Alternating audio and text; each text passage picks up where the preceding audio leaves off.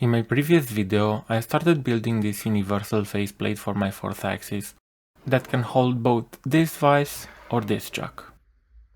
So far, we've done both lathe work and mill work, so go check that video if you want to have a full context of how we ended up here. But before we do the final assembly, we still need to make some clamps, do some measurements, repeat some measurements, then made it match with the vise and the 4th axis body.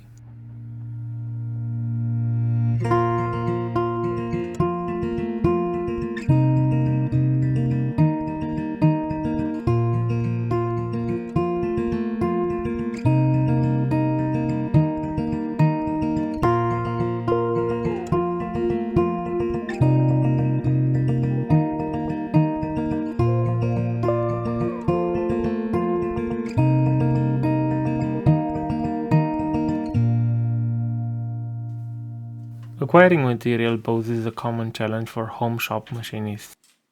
Building connection with larger shops and frequenting scrapyards is essential. This drawer is one of the material storage spaces in my shop. I think I can give a new life to this scrape piece I got from a friend. I just need the bottom part of it, so I'm gonna saw it off.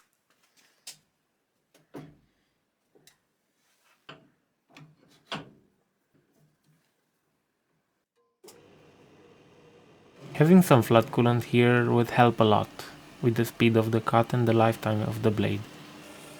But adding those capabilities to my bandsaw will be the subject of another video.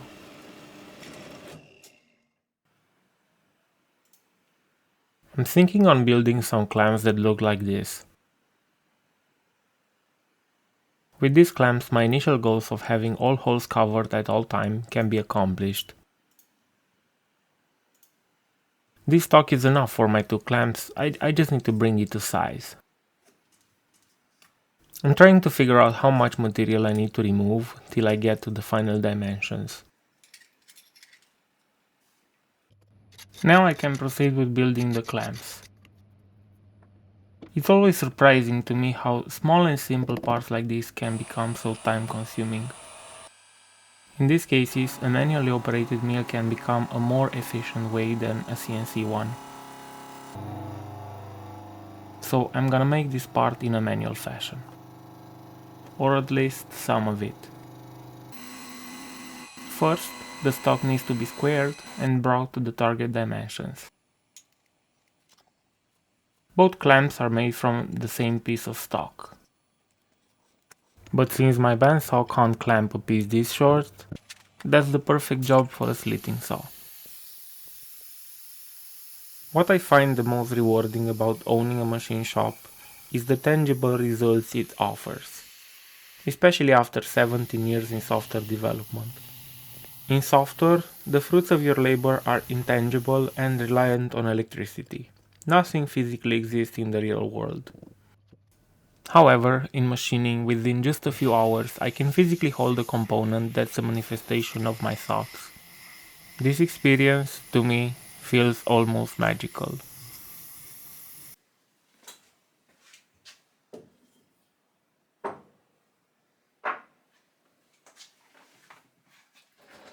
We have the plate, we have the clamps, we're almost there. But first, this corner needs to be rounded to match the faceplate. And the faceplate itself is the perfect fixture for this job. Once I make sure that the faceplate is well centered and that all my corners are about equal, the machining itself is trivial.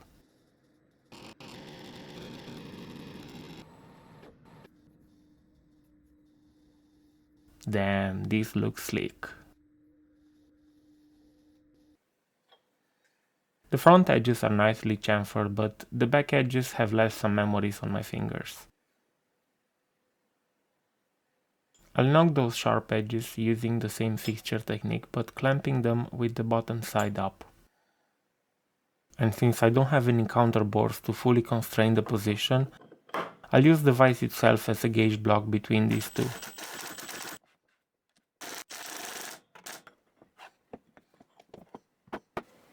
This is the edge that I'm talking about.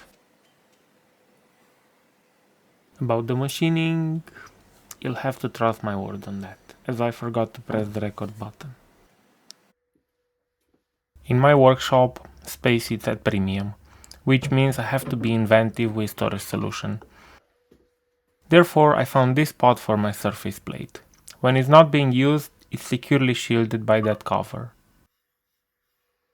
I'm not sure why my mill leaves these marks, but even though they have an interesting appearance, I don't like that my indicator moves around 100 of a millimeter when I pass over them. This can remain like this. Not when I have a beautifying machine. Inspired by Stefan Gottes Winter and his Lips surface grinder, about 5 years ago I discovered the 50 years old Lips PLTH 300 at an auction. The base of the machine is a beefy casting that holds the hydraulics of the machine. And a small drawer with a demagnetizer that I added later on. Having this cabinet staying half empty was something inconceivable, given my limited shop space.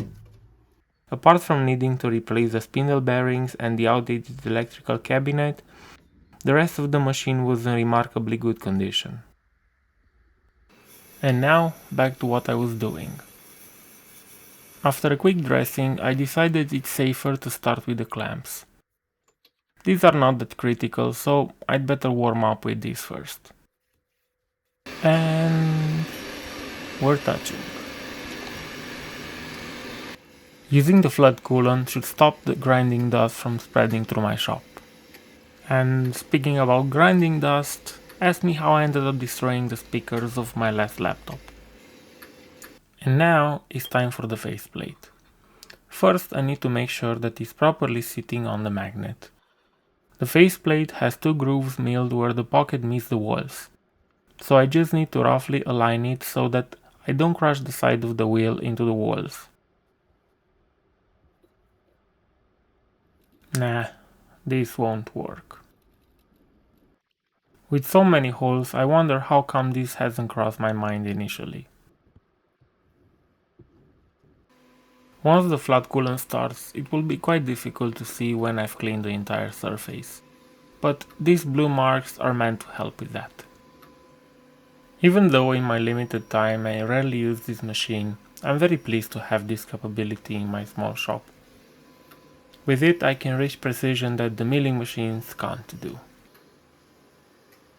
In these moments, when I need to do hand cranking, there's a part of me that wants to automate this machine. I like what Robin Renzetti did to his machine, but I'm also curious on how the Clock 42 project is gonna come up. But there's another side that says, calm down Vasi, you haven't finished the lathe yet. The surface finish looks awesome, but I still want to make sure there's no distortion caused by the heat. And yeah, the needle doesn't move at all. And now it's time for plasma nitriding. After a few weeks delay during the holidays, I finally got this box from my friend Emil. Along with this part, there's a little gift in that blue cloth that I'll show you in a few moments. He offered to help plasma nitriding my parts along with a batch of his parts. Beyond this grey matte finish, these parts are now around 60 HRC, which should make them immune to scratches and small dents. Now all they need is some black oxide coating. And now let's see the gift. This backplate with the Camlock D4 adapter is just the right size for my lathe spindle, and it just saved me from the pain of trying to machine that dual contact short taper cone. I even received some brand new Camlock pins from Bison. I feel lucky that I ended up receiving gifts like this, so thank you Emil. Another couple of weeks later and my parts are back from the black oxide coating. They shipped them in this wax paper covered with a thin film of oil.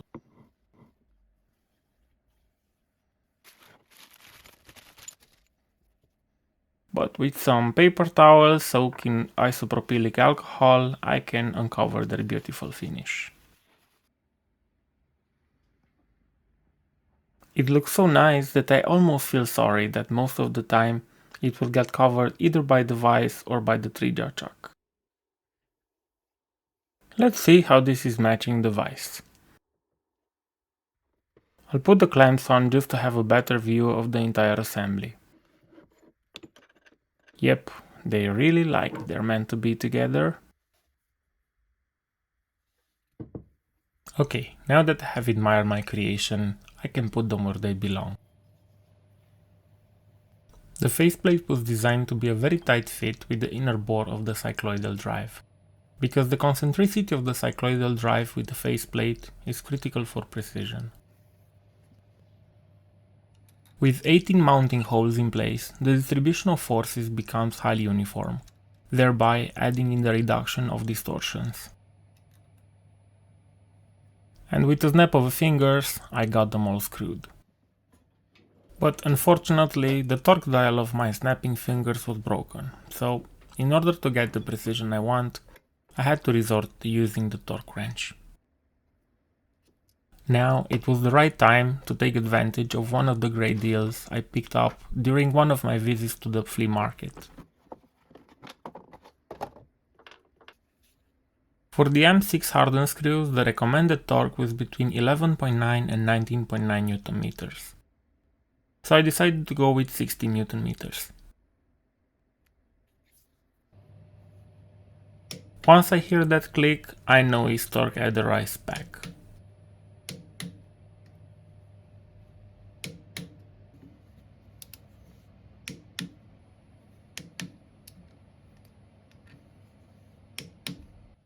With the front of the 4-axis body being round and perfectly flat, I was shooting for a very tight gap between the two. I'll start with the 600 filler gauge. Nope. 500? No. 400? No. 300? Not yet. And now the smallest that I have, 200 of a millimeter. Half the thickness of a human hair. And yeah, this one fits. But when it comes to precision, just like you need to trim the vise when you mount it on the table of the machine, since we're gonna be spinning a vise, we need to make sure that the 4th axis itself is trimmed with the axis of the machine. Let's start with the vertical axis, which is perfect. And with the horizontal axis less than 100 of a millimeter, we can call this good to go. Before we add the vise, we need to add a constraint that would prevent sliding. This modified M8 screw fits perfectly into the holes design for the pull studs of the vise. I was planning to have 4 of them, but I discovered another design mistake. Without a centering shoulder, the threads alone were not precise enough to be able to fit all 4 of them. But even with one of them, it's fully constrained. Now we can finally cover the exposed holes with the clamps.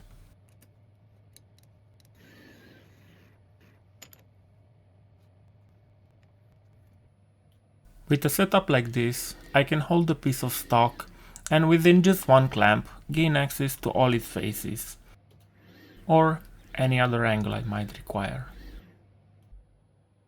In theory, this greatly expands the range of parts that I could manufacture. However, I use the term in theory because I haven't yet mastered on how to fully leverage these capabilities from a CAM perspective. I barely finished mounting the vise that the client showed up with a 4th axis job. But that was a job for my 4th axis chuck, so let's mount that on. The combination between the faceplate and the 3-jar chuck is a happy one. The 3 holes in the front of the chuck are allowing me to have less overhang, therefore increase rigidity. With 4 similar parts to be made, I decided to use the tailstock as an end stop and a center support. You could hold the bar like this in a vise with a collet block, but my ER32 collet can't clamp this 25mm diameter. The parts were very simple, just some counterbores 180 degrees from one another with an 8mm pass-through hole. Then, on the lathe, I had to put a 21-degree angle on the end of the part, so the taper turning feature of my lathe proved to be once again a good time investment. And we're done. Now back to the 4-axis vise. Before I start any machining, I need to tram it. On a 4-axis, one way of tramming is to traverse the side of the vise up and down, then finally adjust the angle until the dial indicator reads 0. Then set that as 0 offset for the A-axis. But it seems that I need a finer angle increment to do that precisely. For the first demo part, I decided to use this piece of Delrin that I had laying around, as I hope it will be forgiving enough with my beginner mistakes. Before we machine anything, I need to take the origins. I still haven't figured out how to do that properly, so for now I'll assign separate coordinate system for each face. G54, then G55 to the opposite side, then G56 and G57 to the opposite side. Then, running my probing routine will store the coordinate position for each of these coordinate systems. I need to figure out a better way of taking the origins for a 4-axis part. Preferably just one origin.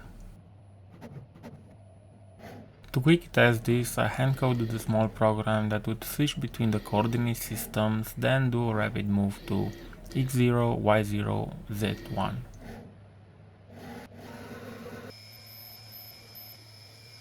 You've probably noticed that the numbers that I wrote are reversed. That's because off camera I messed up a tool offset and plunged into the part, pulling it off from the jaws. If instead of this piece of Delrin I had a steel part as I was initially planning, I would have had a nasty crash right before I had the chance to finish this video. Maybe my expectations are unrealistic, but for this simple part that I'm doing now, I spent around 7 hours. Most of it was in cam, trying to contain the toolpaths to a specific feature at a time. And then trying to figure out how could I take just a single origin instead of 4. Using a single origin would enable me to use tool orientation, which is a powerful feature of Fusion 360. After so many hours in which I almost crashed the machine twice, I gave up and went with the 4 coordinate systems approach. After watching lots of YouTube videos with people doing stuff, maybe my expectations are kinda warped. So instead of being happy that I've made it in 7 hours, I kinda became sad that it took that much.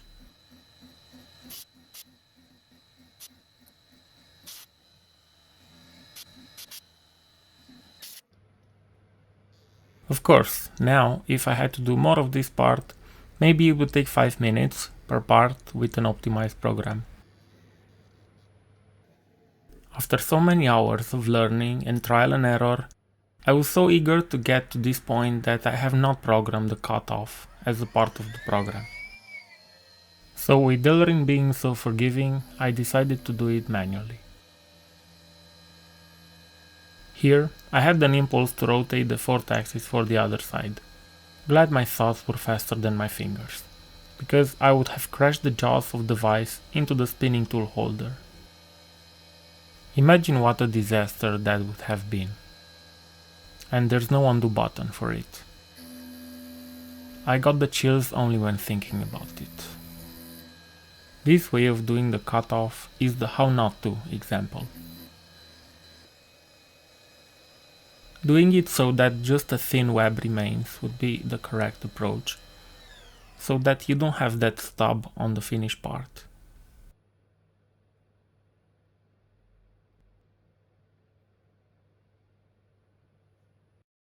It's been 6 months since I started this project, and back then my desk looked completely different.